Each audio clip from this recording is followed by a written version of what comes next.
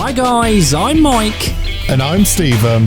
And this is Indy Fanatics, your home for IndyCar content with weekly podcasts and feature videos. Welcome back to another episode of the IndyCar Podcast. Welcome back, guys. Well, actually, a quick thank you to say, because we've hit a couple of, they're small milestones for a small channel, but we wanted to say thank you for the support shows. We've had 1,500 followers on Instagram, our first 1,000 view video in the Scott McLaughlin video. So thank you everyone for tuning in and watching that. And also we've passed 300 subscribers as well. So it's another milestone on the way up. We're doing all right, but no, thank you very much. So today's episode of the IndyCar Podcast, as you know, it's kind of like a newsy roundup, and when there aren't really news, we'll cover a topic. Like last week, we looked at women in IndyCar, which kind of combined with the news. But we've got testing to kind of talk about. We've also got, we had the Daytona, 24 hours of Daytona over the weekend, where quite a lot of the IndyCar guys are there. So we'll give a roundup. Obviously, if you follow us on Instagram, you would have seen the kind of brief roundup there, but we'll talk about how they performed over the course of the weekend as well. And we'll round off with Dale Coyne because, it's all happening. They're going crazy. They're going crazy. It is going mental. We need to kind of round that up. But first of all, we'll jump in with testing. So, Stephen, I will leave you to handle testing. Testing, of course. And there's only one thing to say about testing. My man's on top. Pato! Woo! It's the Pato show. Pato. Pato number one. Pato Award. Better than Penske. All put together. Better than Penske. Better than Andretti. Better than the 50 million deal Coyne cars who weren't there. He was number one. Better than his teammate. Though, we don't take too much from testing. But when it's Pato on top, Pato's on top, Stephen will take everything from testing. Hey, he said he wanted to top it in his Instagram story, so he delivered. This is pretty much the championship already confirmed for 2021. Heard it here first. We're changing our 2021 predictions to Pato winning the championship. But yes, we had Pato number one. Number one, Pato. But the rest, because Andretti and Penske were both there. Rossi continued impressing. He was P2. Fresh off a Daytona 24 win. Joseph Newgarden looking to charge on for IndyCar title number 3 this year. Was number 3. Colton Herta to 4th. Oliver Askew, of course, interestingly, he was in Hinchcliffe's car because I think logistically it worked out well for Andretti. Because Askew has the same sponsors as Hinchcliffe. He was there because he was at Daytona, which we'll come to later, and Hinch is stuck in Canada. So he's not going to get a seat with Andretti. It just worked out nicely for them. But showing that he probably deserves a seat in IndyCar, well, probably he should, because he obviously won the Indy Lights. Very unfortunately, didn't really get a proper full season in IndyCar. Yeah, so he deserves a seat. But Felix Rosenqvist was 6th. Takuma Sato 7th. Connor Day 8th. Graham Graham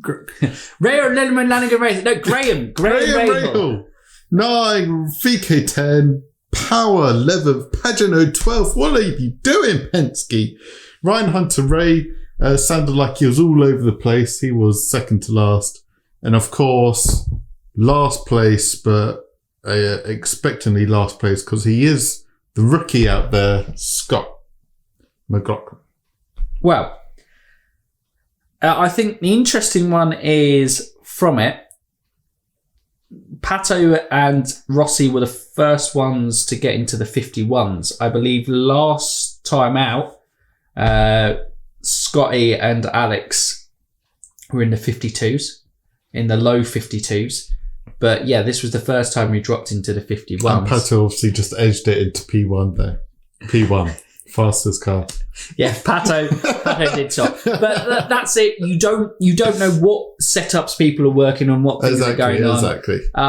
As always, David Lamb was at the kind of 24 hours of Daytona, and as testing was in Sebring the kind of day after, it made sense for him to go there. So he was actually there, so he gave a more conclusive roundup of where the testing is. Although I don't think he said Pato was number one enough. That's my only criticism.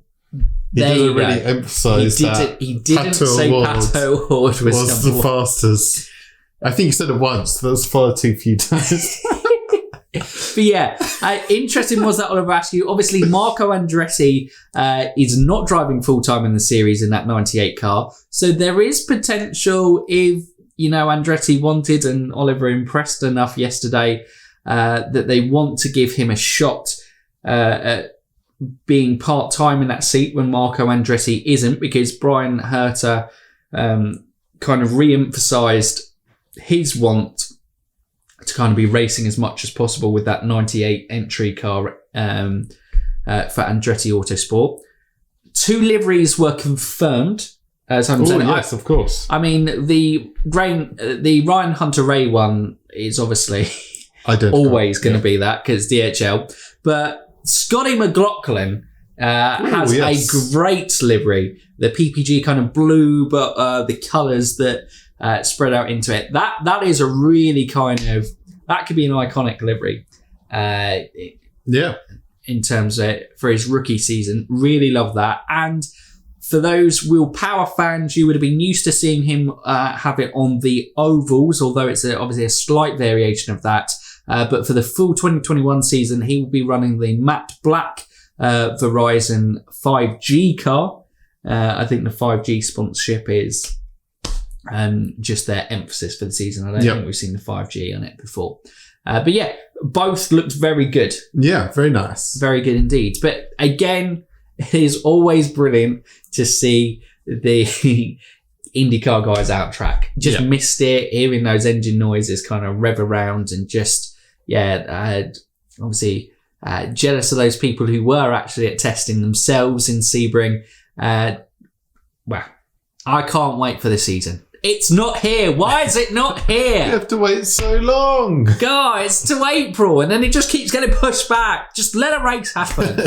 At least we've got IMSA to keep us occupied. Of course. In part-time. So that's probably quite a good time to move on from testing onto IMSA. So obviously, 24 hours of Daytona, the Rolex 24, main big event of the year. Traditionally, IndyCar drivers always competing in that series.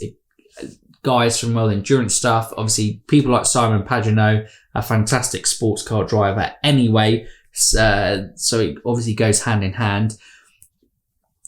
And there were 10 guys who are listed as IndyCar. Obviously Spencer Pigot and Oliver Askew will likely run at the Indy 500, but not confirmed yet. Yeah. But there were 10 people who confirmed running in the 2021 season who competed at the Rolex 24 over the weekend. And so we just thought we'd give a little roundup of how it is. So we're starting the GT Daytona class.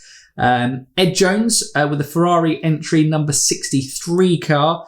They unfortunately didn't finish the race. I think they did 131 laps, but it's difficult. The entry was meant to be one of the better entries within it. I couldn't find what was the fault that they did. Obviously, with anything at 24 hours, we weren't hardcore. We weren't all in for the 24 hours. We had other things to do over the course of the weekend. Like sleep.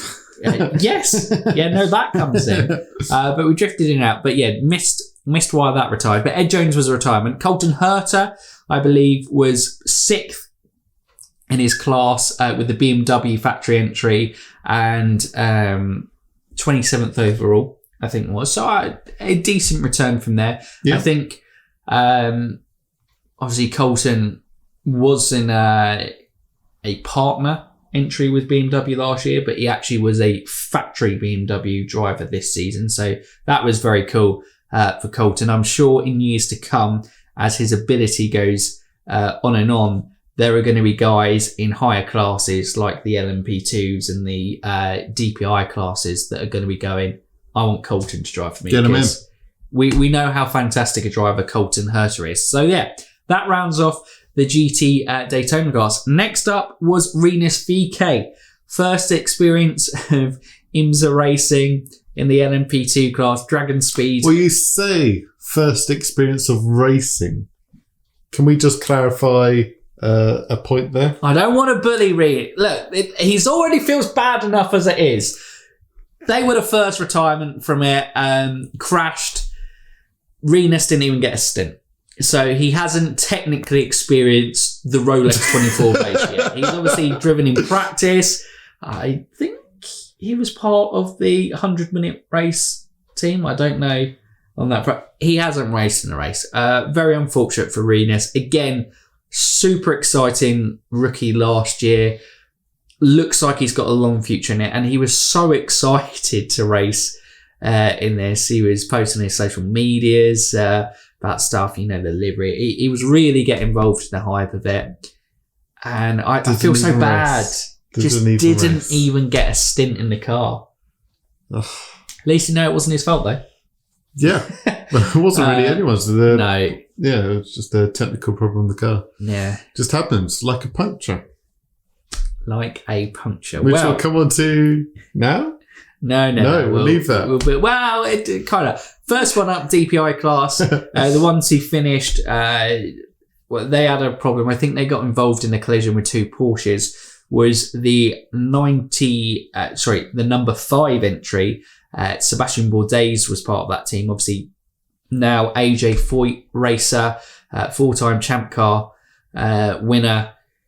And he's won the 24 hours of Daytona before.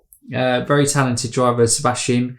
And the number 5 car actually was looking very good in the early stages of the race. It was up there. They were leading a fair bit of the thing. Yeah, they were being competitive up there. But yeah, just got involved in this incident. We're in the pits for I think about 20 minutes. And at that stage, they were so many laps behind.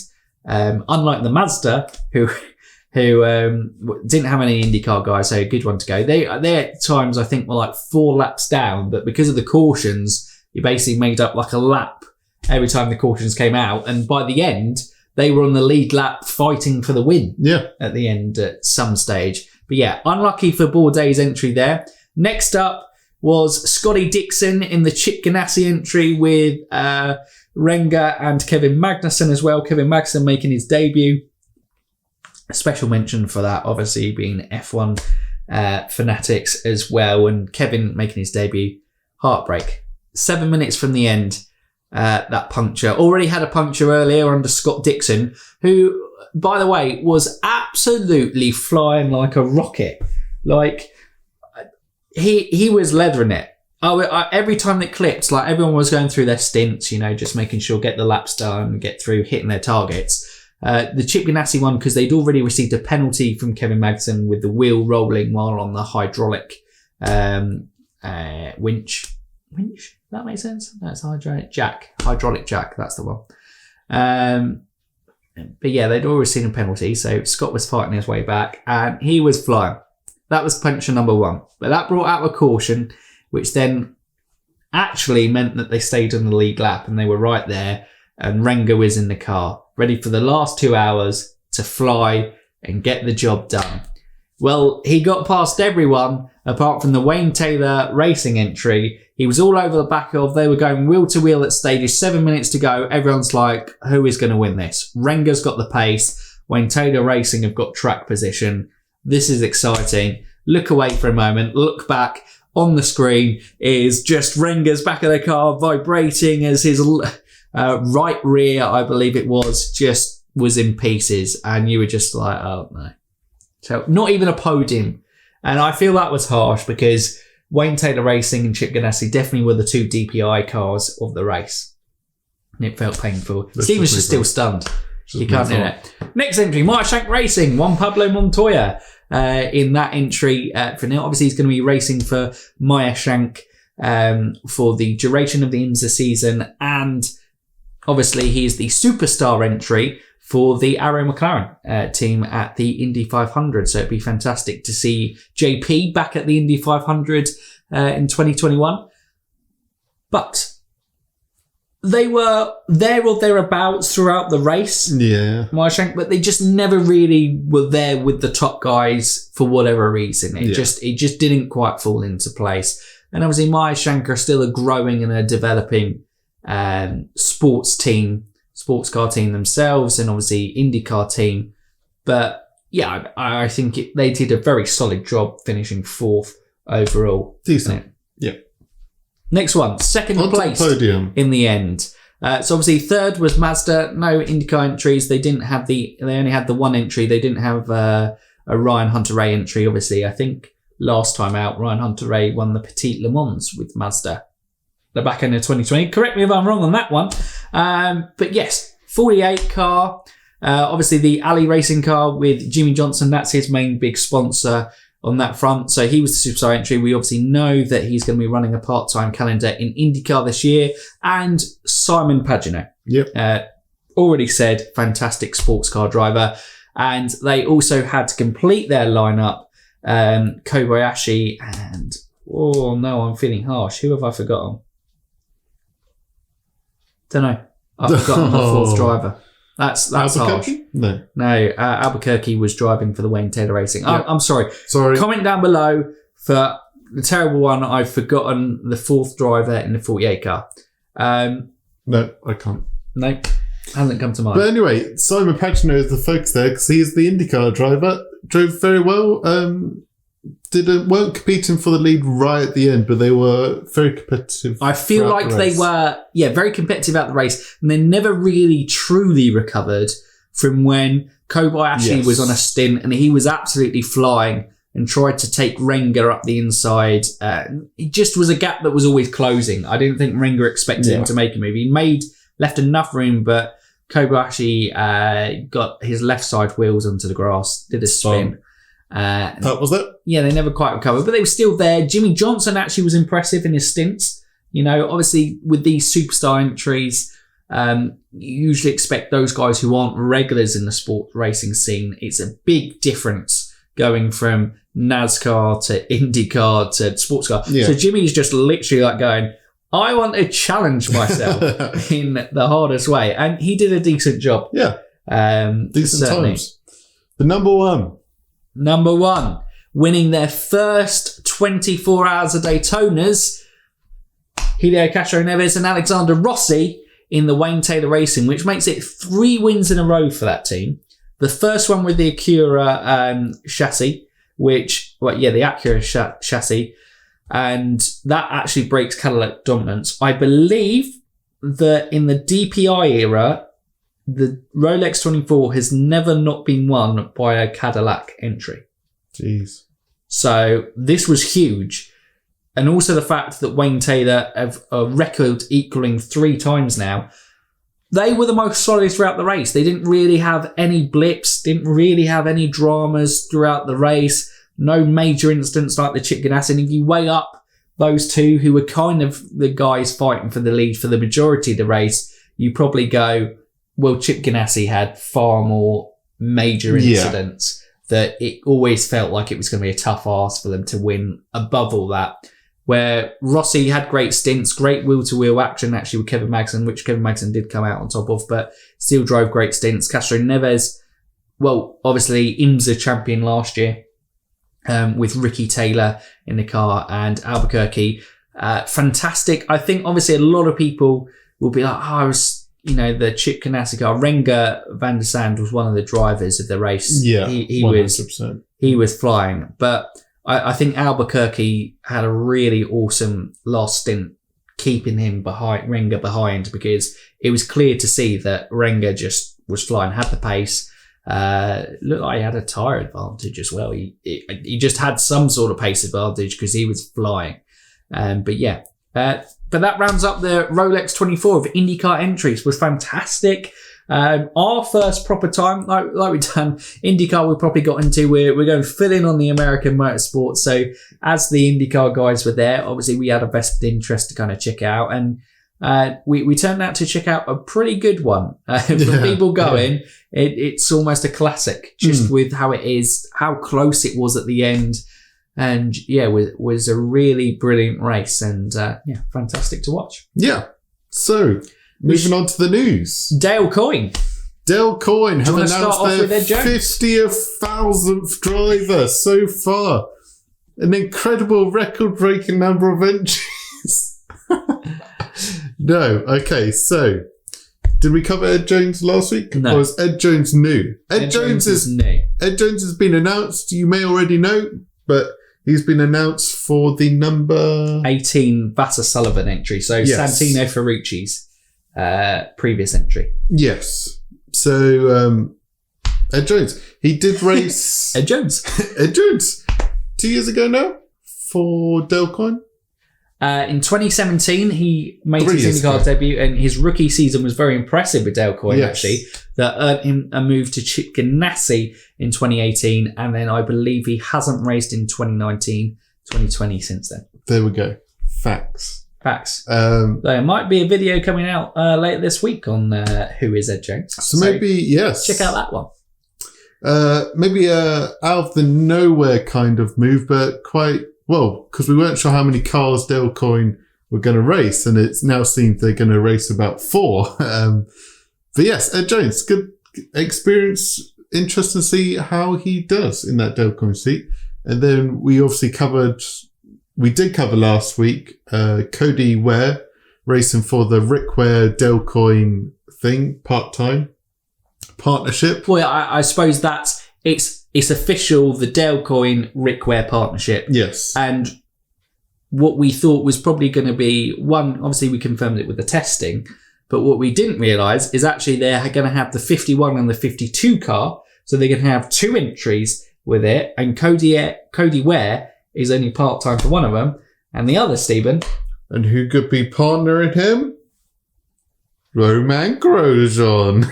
I mean, Roman! This is probably going to be announced by the time this video goes out. So as always, we're recording on Tuesday for time to kind of edit tomorrow and then send it out for the afternoon, evening for us guys in the UK. So it's going to be pretty embarrassing if he isn't announced and it's some other driver. It will be, but it sounded like someone on the commentary dropped it in the Rolex 24. Basically saying that Grosjean and Cody Ware will be driving part-time for each other. So you would assume on that basis that Grosjean will do the road and street circuits and Cody Ware will be the ovals entry. Yes. But it'd be interesting if it gets to that stage. I know it's still early, but it's depending on how he wants, whether there's potentially a 5th car entry there, because I could see Roman Grosjean wanting to drive the 500.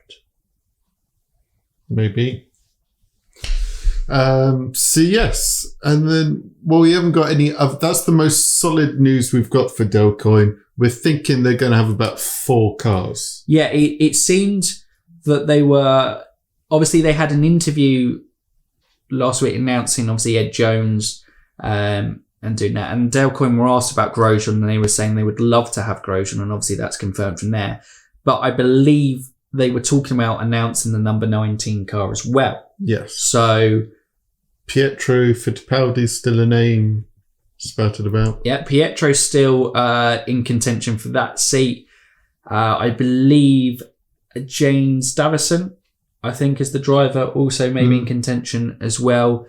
Who knows at this stage? Dale Coyne is really up in the air, and they still haven't been out testing. 4 cars! Well, they've had one test. Technically, yeah, Cody Ware has been out. That's crazy if they end up having 4 cars. Yeah. Because they're a small team. But they have been in IndyCar a long time. I know. And it's technically, they're going to have 2 full-time entries themselves, and then it's like Andretti in having... So Andretti have 3 full-time entries plus 2 in association with Andretti Autosport. Yeah. So it's essentially 2 Rick Ware Racing entries in association with Dale Coyne. Yeah. With that aspect. But yeah, fantastic for us IndyCar fans, because more guys on track, more guys competing. It's already looking an incredibly exciting field. And yeah, the prospect of, I think everyone was hoping that Grosjean would, because that's a big step to get a podium guy from Formula One into the series. And I do honestly think that Romain Grosjean will be quick in the series. I think he's been in a poor car in Formula One. In 2015, the last time he was in a car that could be... sorry, that's a lie. 2018 was a good season for Haas, and he has the team's best record. We're getting fourth there. On his day, Grosjean can get it really right, and he's a fantastic driver. It'll be interesting to see how it goes. But yeah, that's fantastic news. Yeah. But that's it, I think, pretty much for the podcast. Yeah. Obviously, there was a lot of news to cover, so we didn't go into what we've done recently in the past few weeks, some topic videos, but there'll be plenty of stuff going on for now. But as it's a news days, let us know your thoughts in the comments below on everything. What did you enjoy the Rolex 24? Who's your favourite performers? Who was your favourite IndyCar driver? How did they get on in the race? Let us know your thoughts on that race. Let us know your thoughts on testing. And you're not gonna go for it, or you're just gonna be subtle? Okay, Pato. On that front, let us know your thoughts on testing. Obviously, you only can take limited stuff. Better go from there. And on Dale Coyne, how excited are you to kind of see Grosjean coming in? Excited to see Ed Jones back. And who else do you think will fill those seats for Dale Coyne? That's excellent. It. Yes. So if you're new around here, or haven't done so already, what can they do, Stephen? You can like, subscribe, and ding that bell. Ding it. So for now, you Indy fans, keep racing.